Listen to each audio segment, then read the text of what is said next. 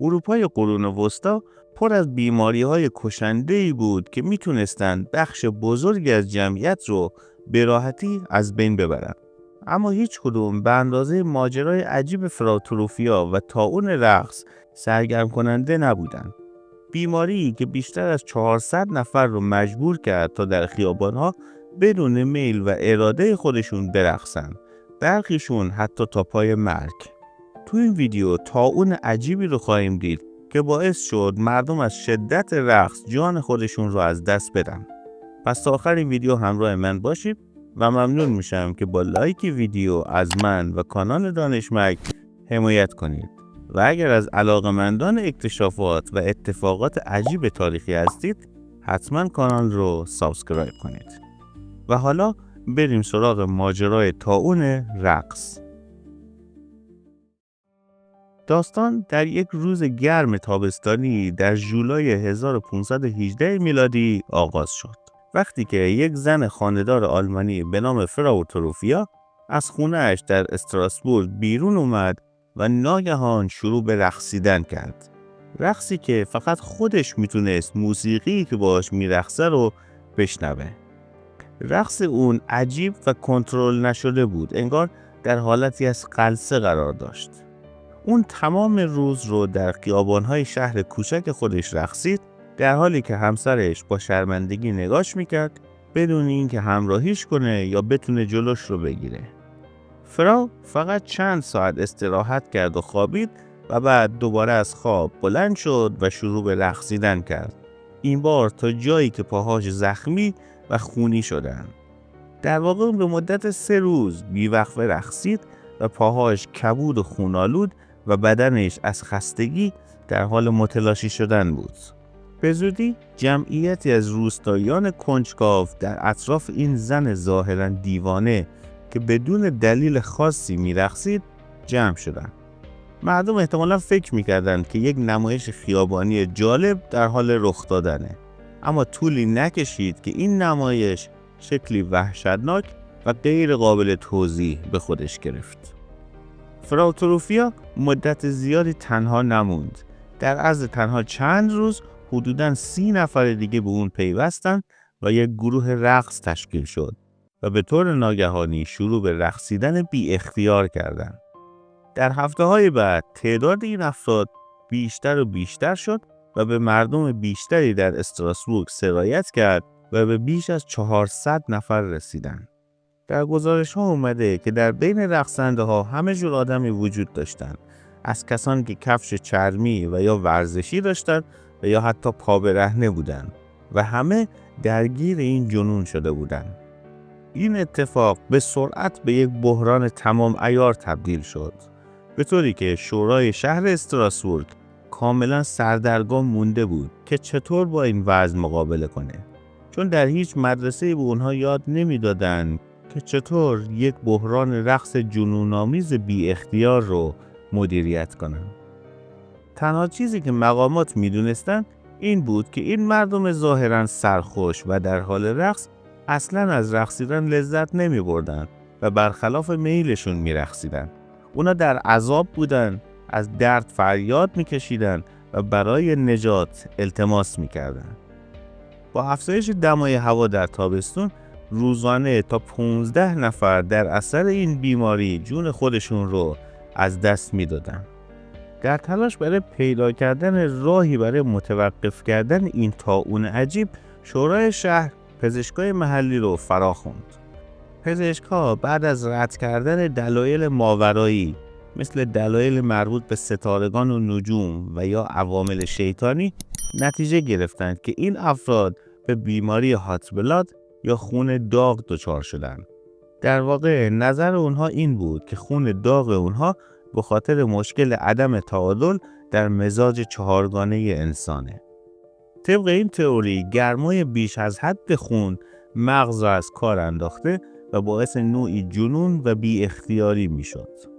درمان رایج این مشکل در اون دوران حجامت و خونگیری بود. اما مشکل اینجا بود که این بیماران دائم در حال رقصیدن بودن و اصلاً نمیتونستن بی حرکت بمونن تا خونگیری از اونها انجام بشه. پس باید به فکر راه حلی برای این مشکل می بودن. بنابراین تصمیم گرفتن که راهی عجیب رو امتحان کنن و اون راه بیشتر رقصیدن بود. مقامات شهر نوازندگانی رو استخدام کردند تا آهنگایی رو برای رقص بنوازن، به این امید که این بیماران با رقص بیشتر خسته بشن و دست از رقصیدن بردارن و بهبود پیدا کنن. اما فایده ای نداشت و کسی دست از رقص بر نداشت و فقط بیشتر خسته شدن و در مواردی حتی منجر به سکته قلبی و یا مغزی شد. این روش شکست خورد و اوضاع بدتر هم شد وقتی که رقصنده های خسته به زمین می افتادن و سرعتشون کند می شد و نوازنده ها به جای اینکه آهنگ ها رو آرومتر کنن تا فضا از تشنج در بیاد، ریتم موسیقی رو تندتر می کردن و باعث شدن تا مردم با شتاب بیشتری برقصن و خب طبیعیه که نمیشه آهنگ پرهیجان پخش کنی و انتظار واکنش جمعیت نداشته باشی و این چیزی بود که اونها نفهمیدن. این کار اونها نتیجه کاملا عکس داشت و به جای درمان جمعیت بیشتری به این طاعون گرفتار شدن. مردم کنجکاو از راه می رسیدن و تصور می کردن که این جشن بزرگیه که در حال انجامه و ناخواسته به جمع رقصنده ها و مبتلایان اضافه می شدن. شورای شهر متوجه شد که این جشن خیابونی برای خسته کردن بیماران اصلا راه مناسبی نبوده و کاملا مشخص بود که این ملکه های رقصنده بیچاره مشکل خون داغ ندارن. بعد از شکست در مهار این بحران، اونا مطمئن شدن که این طاعون یک نفرین آسمانیه، نفرینی که شهر رو گرفتار کرده تا مردم مجبور بشن از گناهانشون توبه کنن وگرنه عواقب بدتری هم در انتظاره. بنابراین اونها شروع به بستن قمارخانه ها و فاحشه خانه ها کردند تا گناهان مردم رو کاهش بدن تا بلکه نفرین از روی شهر برداشته بشه. علاوه بر اون تصمیم گرفته شد تا افراد بی‌بندوبار رو هم جمع کنن و از شهر به بیرون تبعید کنن و حتی تلاش کردند تا با فرستادن هدایا برای قدیسان رضایتشون رو جلب کنن.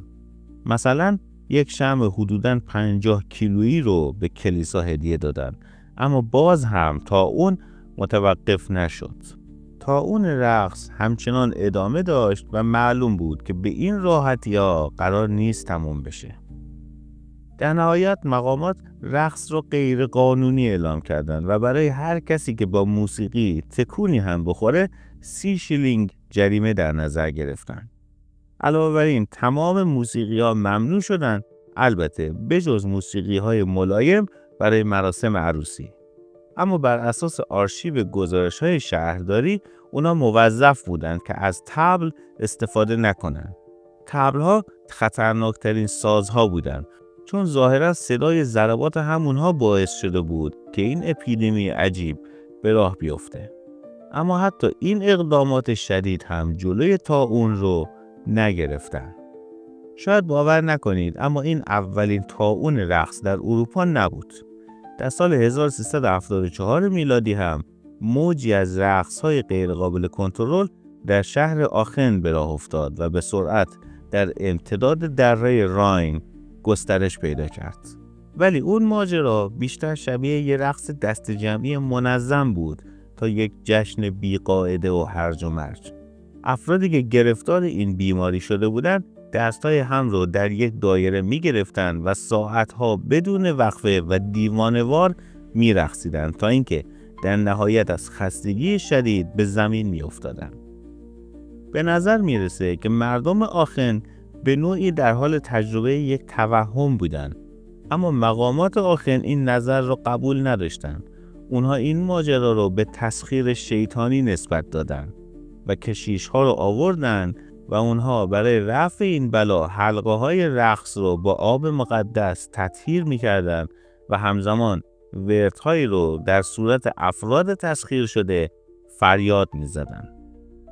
در سال 1526 میلادی تقریباً 10 سال بعد از خاموش شدن این رقص‌های شوم، پزشک دوره رنسانس پاراسلسوس برای بررسی این فاجعه و تشخیص اون چه که دقیقاً اتفاق افتاده بود به استراسبورگ سفر کرد.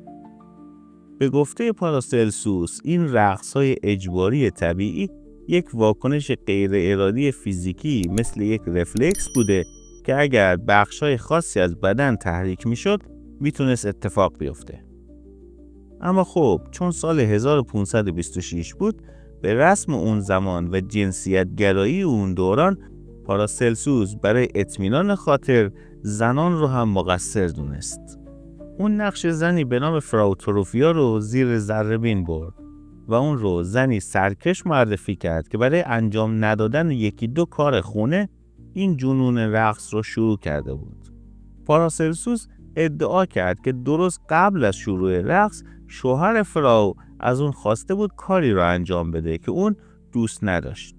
که خب این نظریه طبق دیدگاه‌های اون دوران منطقی به نظر می رسید، چون معروف بود که زنان در اون دوران برای فرار از کار خونه تمام شب رو تا حد خونریزی پاهاشون می رقصیدن. اما واقعا ابلهانه است که بیزاری یک زن از کار خونه رو مقصر یک اپیدمی مرگبار بدونیم. همزمان با اینکه این افراد به رقص ادامه میدادن و دستانشون رو در هوا تکون میدادن و انگار به هیچ چی اهمیت نمیدادن، مقامات شهر به دنبال درمانی برای این افراد نگونبخت بودن. در نهایت اونها به راه حل قرون وسطایی متوسل شدن. دعا به درگاه قدیسی به نام سنت ویتوس. سنت ویتوس به شفا دادن بیماری‌ها، خصوصاً بیماری‌هایی که باعث لرزش اندام می‌شدن، شهرت داشت. پس منطقی بود که مردم استراسبورگ به اون رو بیارن. وقتی مقامات شهر از تمامی روش‌های دیگه ناامید شدن، تصمیم گرفتن که یک راه نامتعارف رو امتحان کنن. اونها همه افراد مبتلا رو به کوهی بردن که زیارتگاه سنت ویتوس در اونجا قرار داشت و به زیارتگاه سنت ویتوس بردن. کشیشا براشون دعا خوندن و صلیب‌ها و کفش‌های قرمز تطهیر شده‌ای رو به اونها دادن و ظاهراً به طرز شگفت‌انگیزی این کفش‌های قرمز مقدس باعث پایان این بیماری عجیب شد. رقص‌ها کم کم به پایان رسید و اکثر رقصنده‌ها کنترل بدنشون رو به دست آوردن. دوران جنون رقص به زودی به عنوان رقص سنت ویتوس شناخته شد. حالا یا به این دلیل که این قدیس رقصنده ها رو درمان کرده بود و یا اینکه خود سنت ویتوس باعث کل ماجرا شده بود. امروزه کارشناسان هنوز به توافق قطعی نرسیدن که دقیقاً علت این ماجرا چی بوده.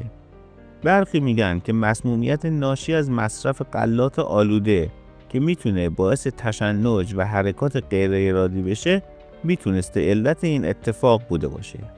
اما مشکل اینجاست که حرکت این افراد منظم و هماهنگ بوده، نه حرکات بی هدف و تشنجی. برخی دیگه اما اون رو نوعی صرع دست جمعی میدونن.